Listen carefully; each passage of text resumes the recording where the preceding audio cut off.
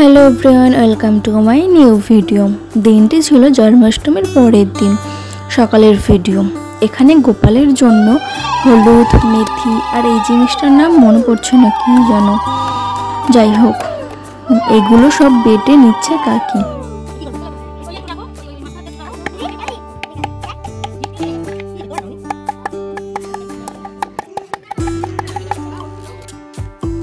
एरपर सब गोपालदेर बड़ो पात्रे निये निल जाते स्नान कराते सुविधा हय।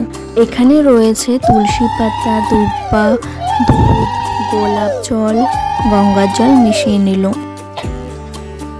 एबार गोपू सोनादेर भालोभाबे हलुद माखिए दिच्छे। हलुद माखानोर पर भालो करे दूध दिये स्नान करिए दिल। एई सब नियम कानुन आमी आगे कखनो देखिनी, आमादेर ओइदिके तेमन हयও ना।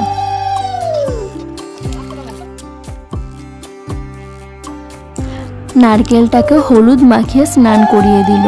এই নারকেল নিয়ে কি হয় পুরোটা না দেখলে বুঝবে না। আর এই উৎসবটা হয় জেঠিমার বাড়িতে।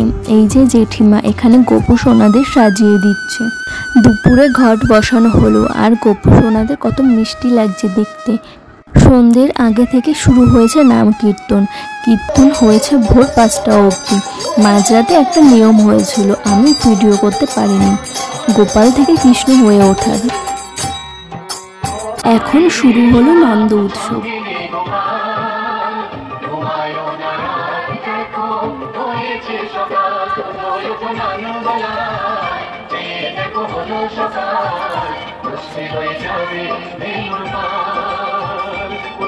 এটা হলো গোপালের প্রসাদ।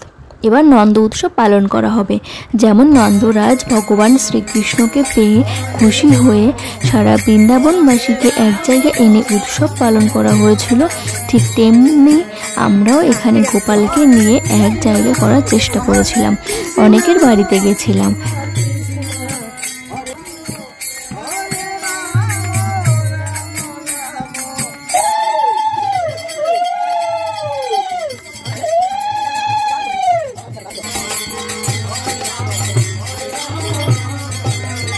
সবার বাড়িতে গোপু সোনাকে নিয়ে ঘুরে তারপর আমাদের ঘরেও নিয়ে এসেছিলাম।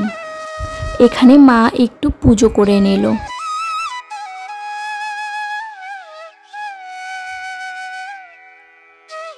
এবার নন্দ উৎসব পালন করা হবে। এর জন্য এখানে পুকুর কাটা হচ্ছে, এখানে স্নান করানো হবে আর অনেক নিয়মও আছে।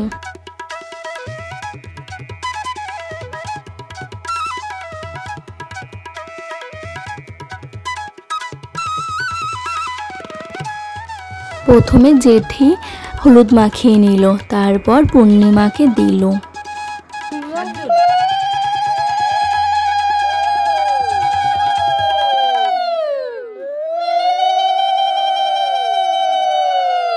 এরপর আমিও গোপু সোনাকে হলুদ মাখিয়ে দিলাম।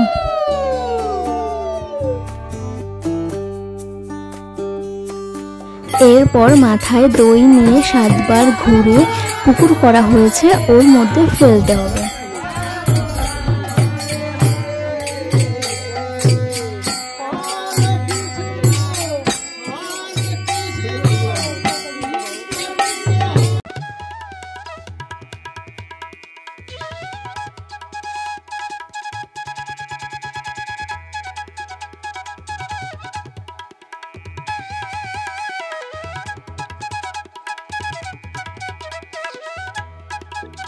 এবার পূর্ণিমা গোপুকে স্নান করিয়ে মিষ্টি মুখ করিয়ে দিল।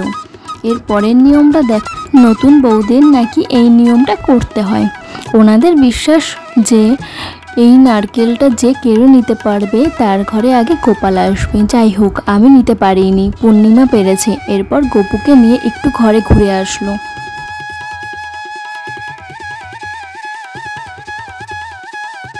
ঘর থেকে বেরিয়ে আমাকে আবার দিল নারকেলটা, ও নিল আর আমি গোপুকে নিয়ে বাড়ি চলে আসলাম জেঠিমার বাড়ি। বাড়ি এসে গোপালকে আমি জামা পরিয়ে দিলাম, সব কিছুই পরিয়ে দিলাম, মালা। জন্মাষ্টমীর পরের যেই তিথিটা পড়ে ওই তিথিতেই স্মরণ করা হয় এবং নাম কীর্তন স্মরণ করাকেই নন্দ উৎসব বলে। এই দিনে কৃষ্ণ ভগবানের আবির্ভাব হয়েছিল।